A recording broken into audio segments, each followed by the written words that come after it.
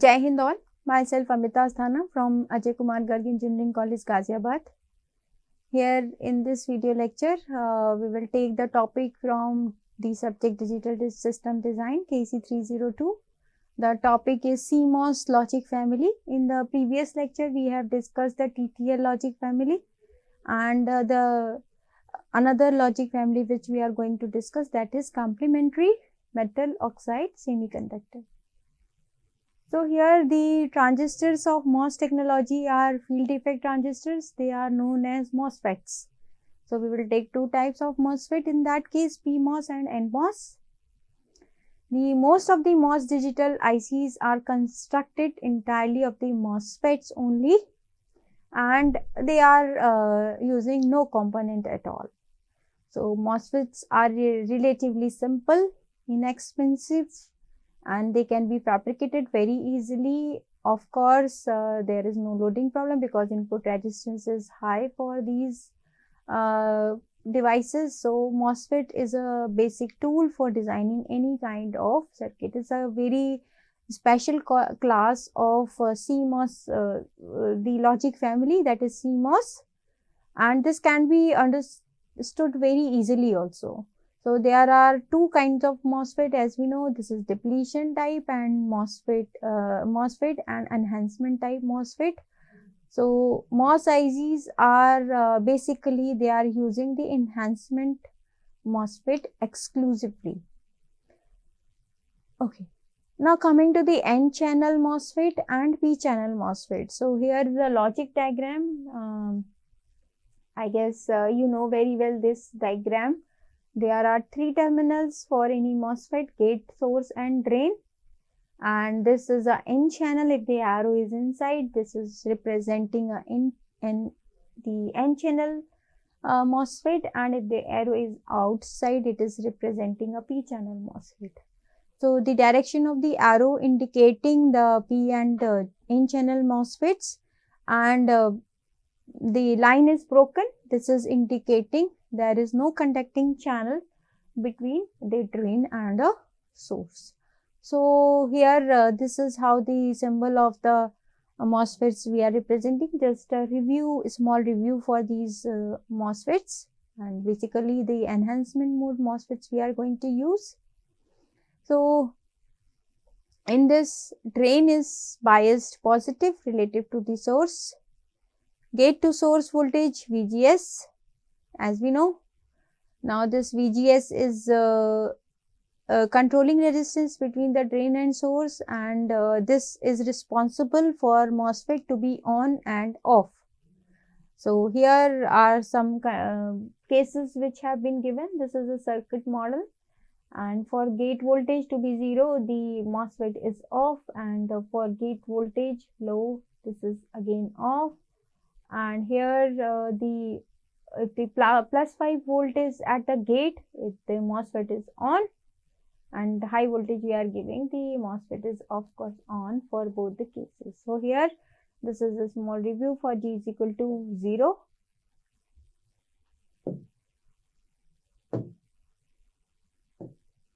For G is equal to 0, we have the MOSFET as off, and for G is equal to plus 5 volt, we have MOSFET to be on, right? So these are the two cases which we should know for MOSFET. So for N type and P type, what we can do is, normally in CMOS, whenever we are designing, we are representing this as NMOS and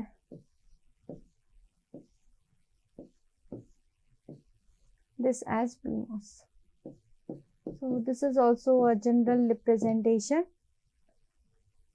Here also we have a P channel MOSFET, PMOS, and for PMOS the operation will get reversed. For G is equal to 0, the transistor will get off, and for G is equal to G is equal to 0, the transistor will get on, and for G to be high voltage, the transistor will get off. Okay, so plus 5 volt, this is off, and for 0 volt, this is on. That was the case for the NMOS, and here it is the case of PMOS. So the drain is connected to the lower side of the circuit, so it is biased with more negative voltage relative to the source. So here this Pmos switch, we have already made it. So this Pmos switch, when G is high, the output, the transistor itself is in off situation. Okay. To turn on the Pmos on, voltage at the gate relative to the source must be negative. This is how the Pmos switch and Nmos switch is working. Based on this switching of Pmos and Nmos, we are able to design a Cmos logic, which is a combination of both Pmos plus Cmos plus Nmos. So here we can conclude in this way that the Cmos is made up of Nmos plus Pmos. VG0, for VG0, this is giving high and this is giving low.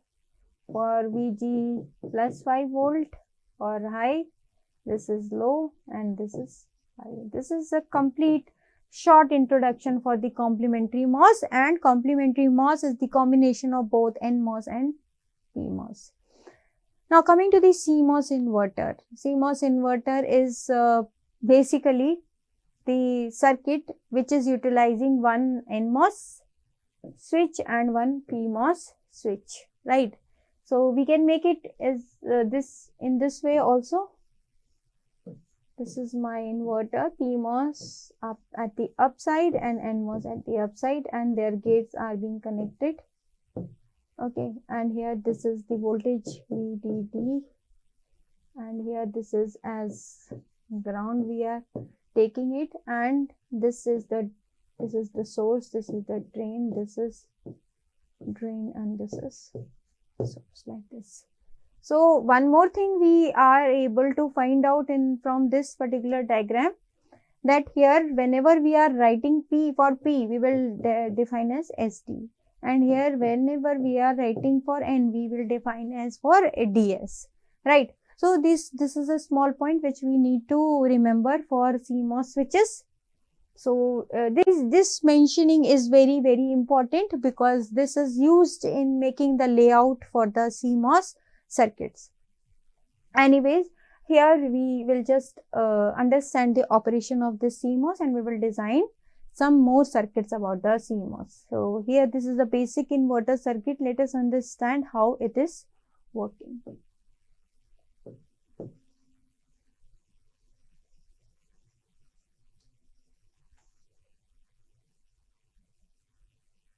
Yeah.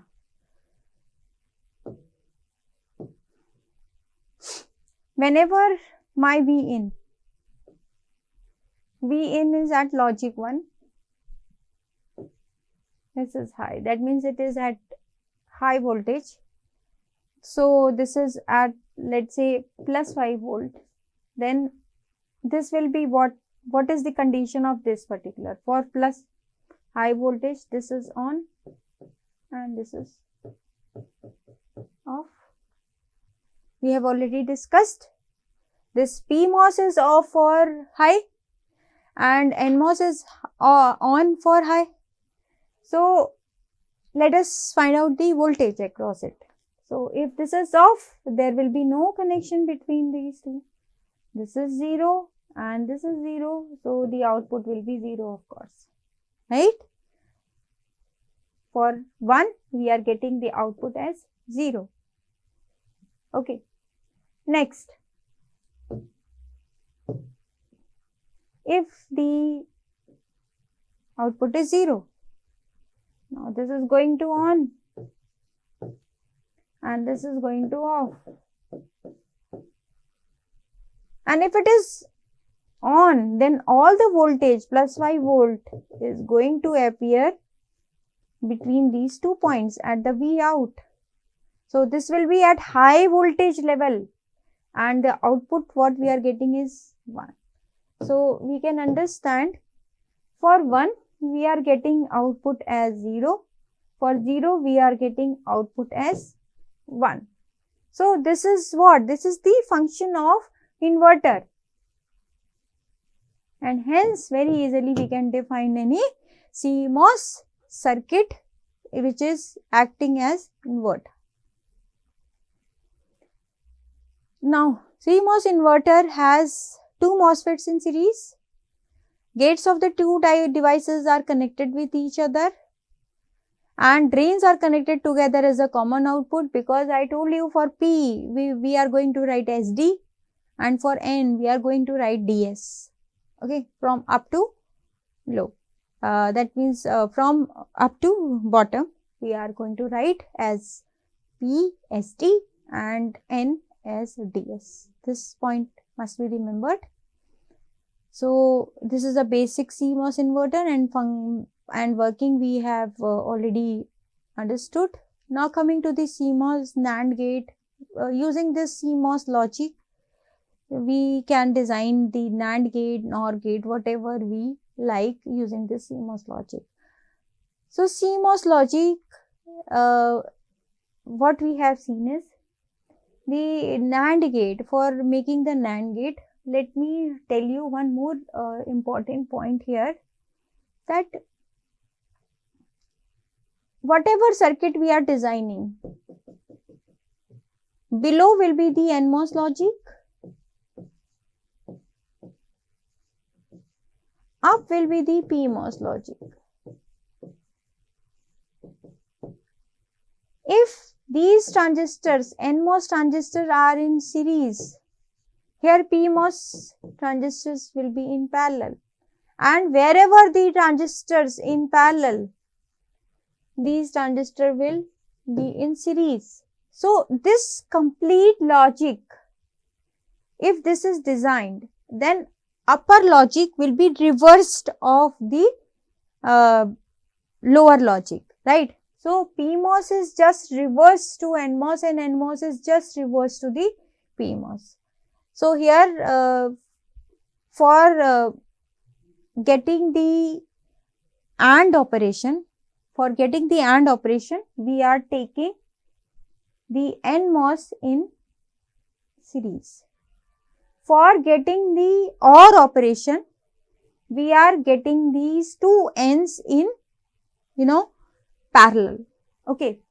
So what I am saying is that's very easy. First, the PMOS is opposite of NMOS. Okay. If I want to multiply, then what I will do?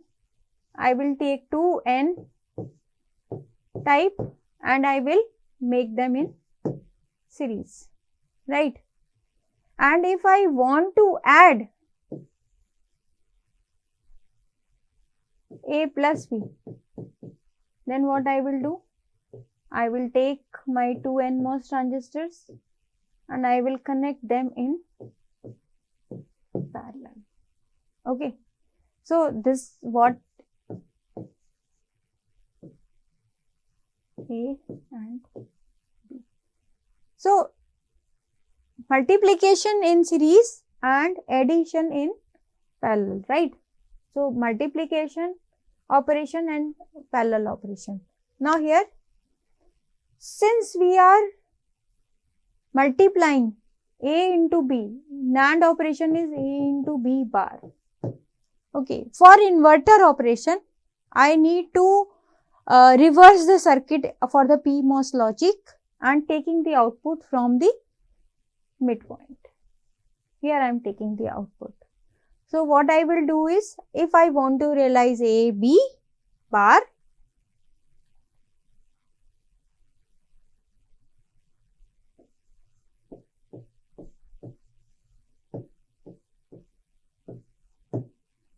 let's say this one. So what I will do is, this is my demarcation line. Then what I will do,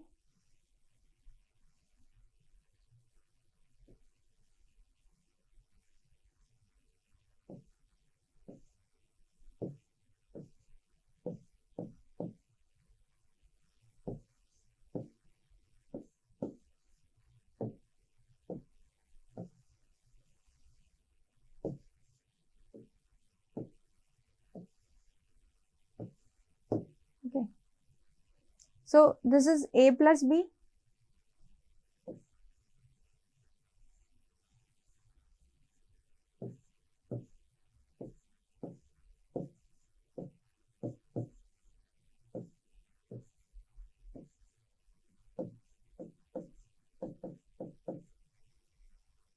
And output will be taken from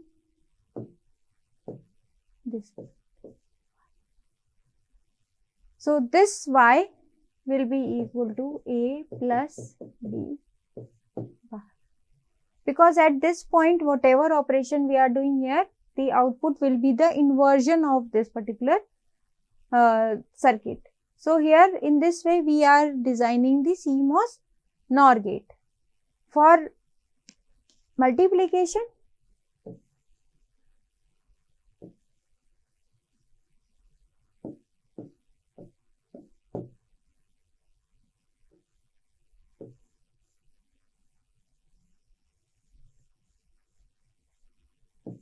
Pmos logic,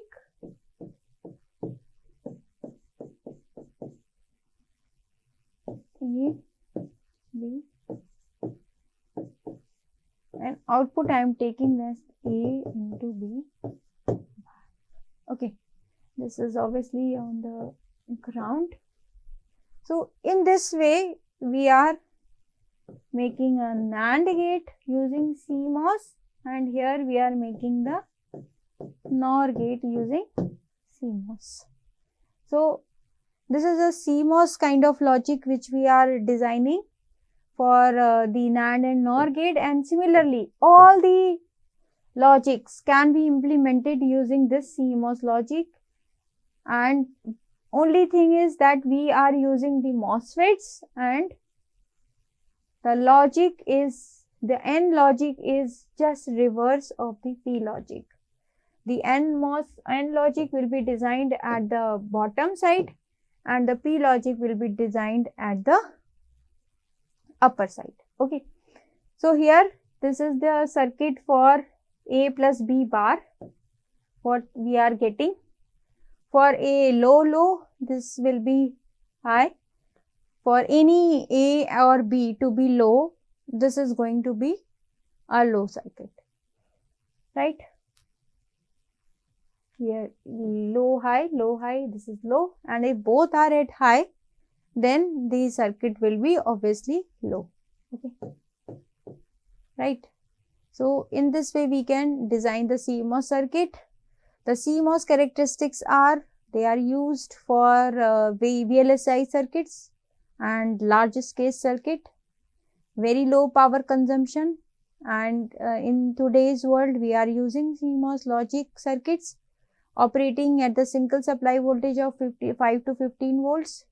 The noise immunity is excellent and 30% of supply voltage. So millions of gates can be fabricated on a single chip, and if I talk of a small IC, we can connect large number of gates, and the propagation delay for these circuits are less than 1 nanosecond. Power consumption will depend on the circuit, on the size of the circuit. So that's all are the characteristics for the logic family. If I want to compare CMOS to TTL, so basic gate here in TTL is NAND gate and the NAND NOR. In case of fan out is more for CMOS. Power is also very less for higher clock frequencies. Noise immunity is excellent, and the delay is which is somehow a little drawback for the CMOS circuit. So in the next video lecture we will understand about this ECL, and then we will get back to this particular slide for comparison between the three technologies. In these three technologies we have covered CMOS and TTL. Next in the next video will be based on the ECL logic. Thank you.